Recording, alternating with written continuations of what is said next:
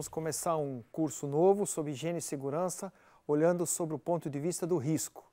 Vou explicar que os meus slides são um roteiro de estudos para vocês. Às vezes eu falo um pouco rápido, porque eu quero só pegar os pontos principais. E exemplos e exercícios tem bastante no fim. Às vezes no texto eu só dou uma lembrada do que é importante naquele exemplo, naquele texto. Tudo bem? Então vamos lá. Vamos falar de riscos, relação entre segurança, produtividade e lucratividade. Normalmente as pessoas pensam que investir em segurança, investir em higiene ocupacional é despesa. E eu vou mostrar para vocês um outro ponto de vista, que você ganha dinheiro se você investir em higiene e segurança. Então o próximo slide vai mostrar risco.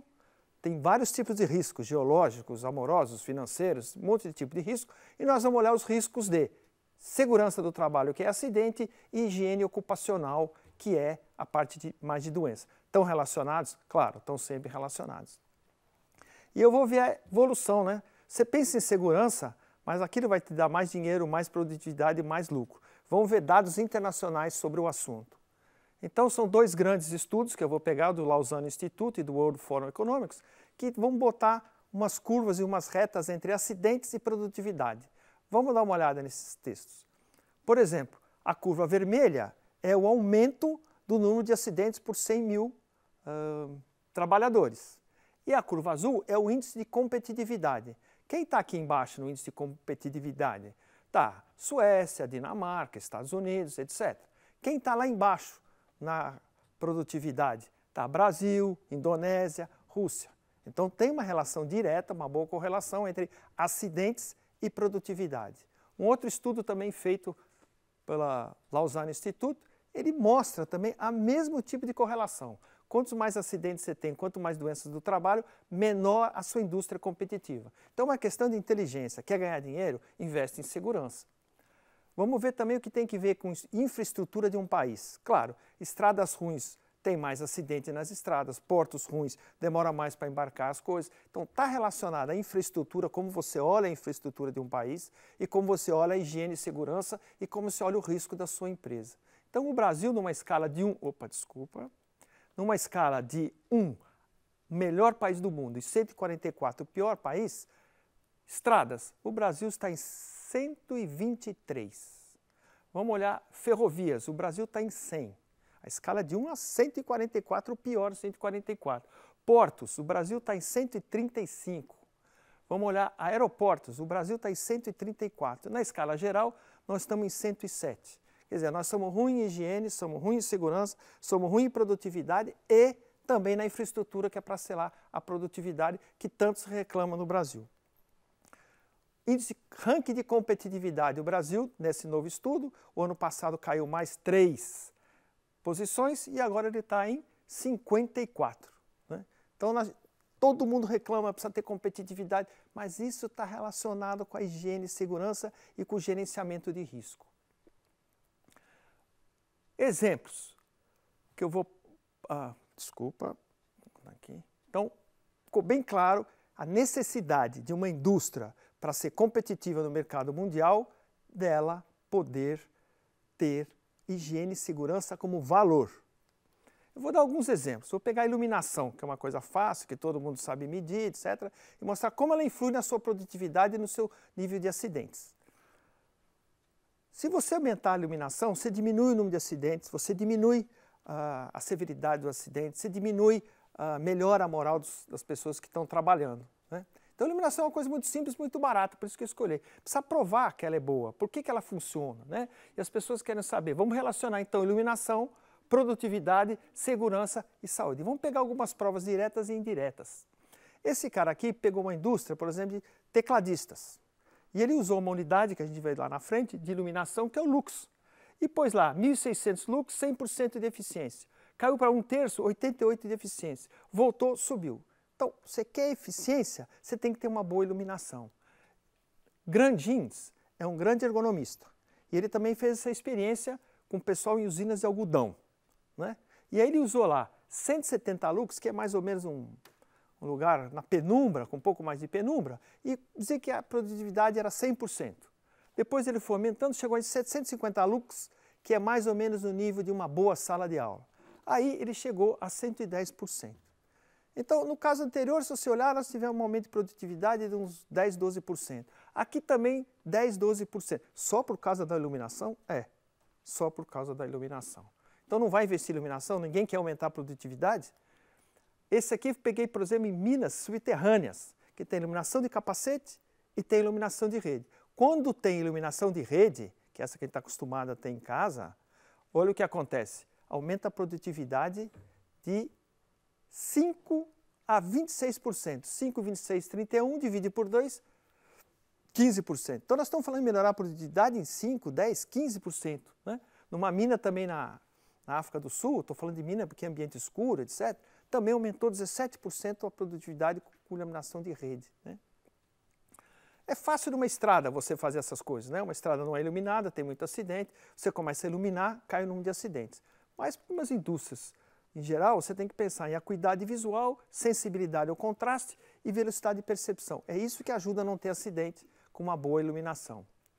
Então, uma iluminação insuficiente, esses pesquisadores aí do Safety Council dos Estados Unidos, eles acham que 5% dos acidentes é por causa da má iluminação. E se você puder, fadiga, aí chega a 20% dos acidentes. Então, olha, agentes físicos, químicos, ergonômicos e biológicos. Tem que investir nisso, é valor se você quer ganhar dinheiro. Halmos também, em ambientes subterrâneos, escuros, chegou a ter metade dos acidentes quando ele chegou numa iluminação de 250 lux, que é até fraca para uma sala de aula. Né? Então esse é o motivo para você investir em iluminação. Na Índia, eles acham que 35% dos acidentes são causados pela má iluminação. Né?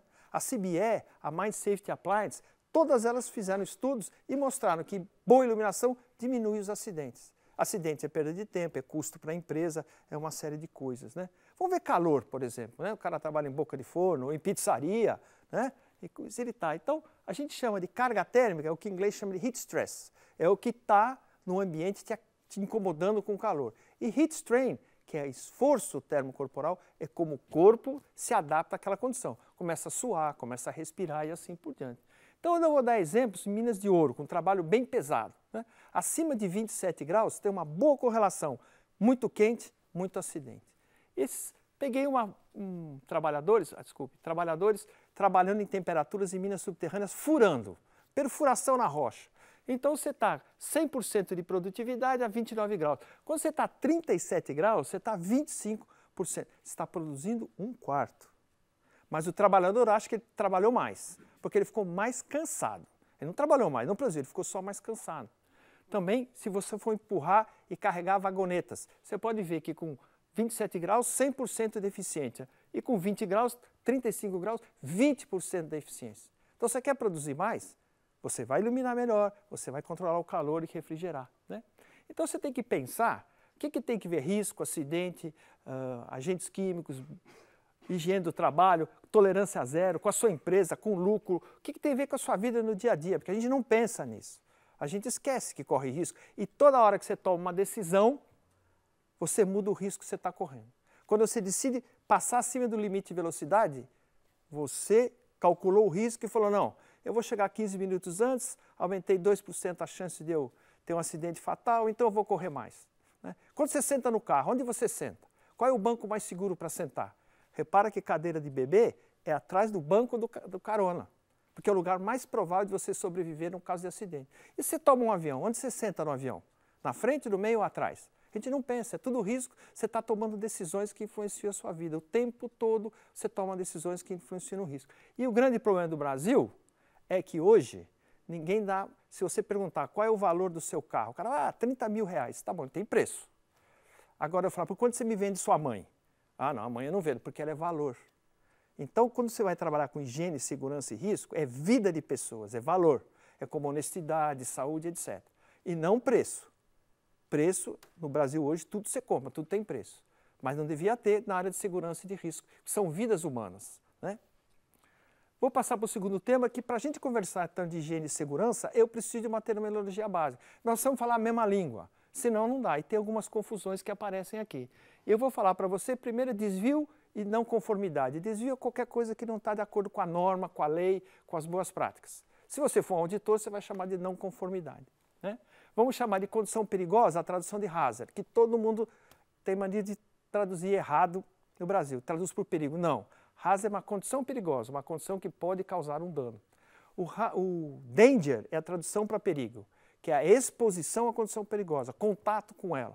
Outra palavra que eu preciso é incidente e acidente. Incidente é tudo que pode dar errado e atrapalha os objetivos da empresa. Acidente é quando isto causa um ferimento, uma lesão na pessoa. Então, os programas das empresas são zero lesão, não zero incidente, é zero acidente. Não queremos ferimentos. Finalmente, precisamos falar de risco e segurança. Risco é probabilidade e consequência. Tem uma fórmula, probabilidade vezes consequência. Agora, é um número. Risco não é, está cheio de risco nessa sala. Não, não tem risco nenhum. Você não está olhando o número nessa sala, você está olhando condições perigosas. Aí sim você fala, está cheio de condições perigosas que podem me levar a um acidente. E segurança, o que é segurança? Segurança, a minha definição é uma condição de consciência das condições perigosas e dos perigos, sobre as quais você tem um certo controle, a engenharia vai por controles, vários tipos de controle, até o nível que é bom para você. Então, tudo que você faz na vida tem um certo controle e você diz que o nível de risco está bom para você. Você anda de avião, se cada 2 aviões caírem, você não anda. É muito alto o nível de risco. Mas se cada 10 aviões um cair, você anda de avião? Não ando, está muito alto. E de cada 1000 aviões, se um cair, você anda de avião? Bom, acho que não. E de cada 100 mil aviões, 10 a menos 5, você anda de avião? Em geral, as pessoas andam. É mais ou menos o número das boas indústrias de segurança. Se você quiser 1 para 10 milhões, não vai ter. Não tem nenhum avião que vai te dar essa segurança. Então, você precisa ter a percepção do risco também. E os controles é como os engenheiros vão gerenciar o risco. Tudo isso está bem definido aí nos slides, porque eu falo, depois você precisa rever, senão a matéria não vai ficando clara. Então, tudo que eu falei está revisto aqui devagarzinho, com exemplos para vocês, né? Outra coisa que é importante a gente saber é, às vezes você, numa linguagem coloquial, você fala tudo perigo, tudo bem. Agora, na linguagem técnica, você vai ter que usar com um conceito. Tem muito acidente que aconteceu por causa de falta de conceito. Por exemplo, se você vê um prego, é uma condição perigosa numa obra, é um hazard. Mas se você vê um pé no prego, ele está exposto, ele vai se ferir, vai ter um acidente. Então, isso é um perigo, né? Então, vários acidentes para vocês. Lembraram a diferença entre condição perigosa, que é uma condição que está lá, o acidente, se você se machucar, né? E os controles de risco, que são as coisas que você põe da engenharia para não ser. Então, tem um exemplo, por exemplo, que eu queria contar com vocês, que é o seguinte: uma pessoa está fazendo uma soldagem sem óculos. É uma condição perigosa. De repente sai uma fagulha e pega na roupa dela e queima a roupa. Isso é um incidente, estragou a roupa, dano material. Não, a fagulha bateu na perna e queimou um pouco. Aí isso é um acidente, com pequena gravidade. Mas se bater no olho e ficar cego, é um acidente de alta gravidade. Então tem vários exemplos, né? Se você deixar um copinho de café na mesa, não é uma condição perigosa, mas é um desvio, né? Então eu passo vários exemplos e volto para o risco, que risco é o número, é uma coisa que se calcula. Vai ter uma aula lá na frente que nós vamos calcular risco. Então não é fácil calcular, porque você precisa saber a probabilidade e você precisa saber a consequência. E precisa saber multiplicar. Então o engenheiro fala, claro, todo mundo sabe multiplicar. Então vou dar um problema para vocês pensarem. A moça do Jornal da Cultura falou que sábado tem 50% de chance de chover. E falou que domingo também tem 50% de chance de chover. E concluiu, bom, então é 100% de chance de chover no fim de semana. Vocês como engenheiros concordam? Vocês acham que a jornalista falou bobagem. Então eu pergunto para vocês, qual é a chance de chover no fim de semana? Bom, agora quem deve estar rindo é a jornalista. Vocês também não sabem multiplicar. Então, essa formulazinha tão simples, tem tanta coisa ali em probabilidade, em consequência, que vai ter uma aula só disso aí para a gente ver mais para frente. Tem a minha definição de segurança, que é consciência. Uma criança na borda de um prédio lá, 10º andar, ela não tem consciência que pode cair e morrer. Então você vai lá e põe uma rede, porque ela não tem consciência. Se você não tem consciência, você se sente seguro, né? Você não sobe à noite numa favela, né? Você tem medo e assim por diante. E o estado de consciência é de se você tem consciência que tem uma condição perigosa, você vai botar controle, exatamente. Então agora eu vou falar um pouco de gerenciamento de risco, avaliação de risco, análise de risco, ferramentas de análise de risco. São todas diferentes e tem até uma norma que vem da ISO, tem a NBR 31000, que define o que é isso. Então eu preciso rapidamente falar para vocês o que é isso. Estabelecimento do contexto, escopo, objetivo. Começa o gerenciamento de risco nisso aí. Tudo que está nessa figura é gerenciamento de risco. Agora, quando eu falo avaliação de risco, olha bem, é só esses 3 do meio aqui, só isso é avaliação de risco. Está lá, avaliação de risco, são só esses 3 do meio. Identificação de condição perigosa. Então, a avaliação de risco começa com a identificação de condição perigosa. Por isso a importância do conceito de condição perigosa, não confundir com outras coisas. Depois vem a análise do risco, onde você vai usar ferramentas de análise de risco, que vamos ver na engenharia tem muitas ferramentas, por exemplo, RASOP é muito usado na indústria química, FEMECA na indústria de software, de hardware e assim por diante. Finalmente, valoração do risco. Ou eu calculo, tenho um número, ou pelo menos eu preciso priorizar, saber qual é o maior, qual é o médio e qual é o menor. E aí você vai usar tabelas chamadas matrizes de risco. Finalmente você escolheu, você vai tratar o risco, vai pôr controles e depois comunicar para a empresa, monitorar e assim por diante. Então, as coisas que eu falei estão todas aí. E agora vão aparecer muitos exemplos e muitos exercícios para vocês. E algumas sugestões de leituras. Então, eu preciso que vocês depois revejam a aula olhando o PowerPoint, que está mais descritivo do que eu falei. É um roteiro de estudo de muitos conceitos que não dá para falar para vocês lerem 22 capítulos e 8 livros diferentes. Então, eu resumi, já fiz um roteiro de estudo. Mas você precisa complementar com os slides que vêm depois, que são os exemplos, os exercícios, alguns resolvidos para vocês. E, finalmente, no fim de todos, tem questões, testes para nota. Então, eu vou rever um pouquinho isso aqui. Isso aqui é uma condição perigosa, né? Opa. Um talude isolado, lá no Amazonas, é uma condição perigosa. Alguém está exposto? Não, então ninguém corre perigo. Uma criança se aproximou, se expôs, ela corre perigo. Então, temos uma condição perigosa e uma criança correndo perigo. Um caminhão vai bascular? Temos a condição perigosa e temos o perigo. Porque a engenharia põe controles, às vezes na condição perigosa e às vezes na exposição no perigo. Esse Hammer, que é um grande cara que mexeu com essa área de risco e de segurança, que vem da indústria aeronáutica, ele falava o seguinte: eletricidade é sempre uma condição perigosa, é um hazard, sempre. Agora, você tem 13.000 volts, mas fechados, com cadeado, ninguém tem acesso, então você tem uma condição perigosa, ninguém corre perigo, não tem danger. Ao passo que 220, 440 volts exposto, com fio aberto, com tudo dando a possibilidade de uma pessoa tocar, então você tem a condição perigosa, que é a eletricidade, e você tem o perigo, você tem o danger, e assim por diante, né? Dou também uns exemplos. Se você tem um lago com tubarões, aquilo é uma condição perigosa, mas ninguém corre perigo. Se você entrar, você corre perigo, né? Se você quiser, quais seriam os riscos? Não. Quais são os riscos? Seria assim: qual a probabilidade de você entrar e morrer? 50%. Qual é a probabilidade de você entrar e ter um ferimento grave? 45%. Qual a probabilidade de você não ter risco só de corte na pele? Então, o risco você tem que falar probabilidade e consequência, né? E aí vem os controles de engenharia. Se você eliminar os tubarões, chama-se eliminação. Se você fizer substituição por patinho, vai ter um processo chamado substituição. Se você eliminar, é condição perigosa. Se você puser uma barreira, um enclausuramento que a gente faz, né, para poeira, etc., é uma outra solução, equipamento de proteção coletiva. Um EPI seria o quê? Uma boia de ferro com uma pessoa com armadura, né? E o que seriam controles administrativos, que também são fracos? Placas, avisos sonoros, etc. Por que é fraco o EPI e coisa administrativa, né?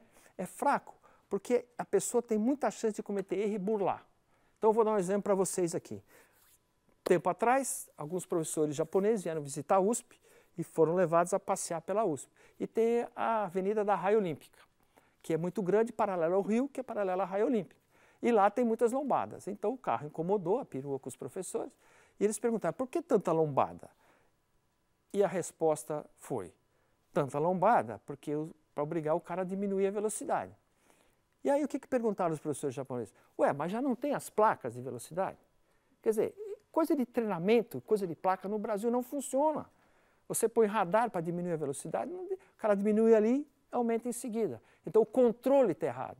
Tem uma parte da engenharia de segurança que é o tipo de erro humano e como a gente controla o erro humano, né? Eu vou pedir aqui para vocês que leiam esse artigo aqui.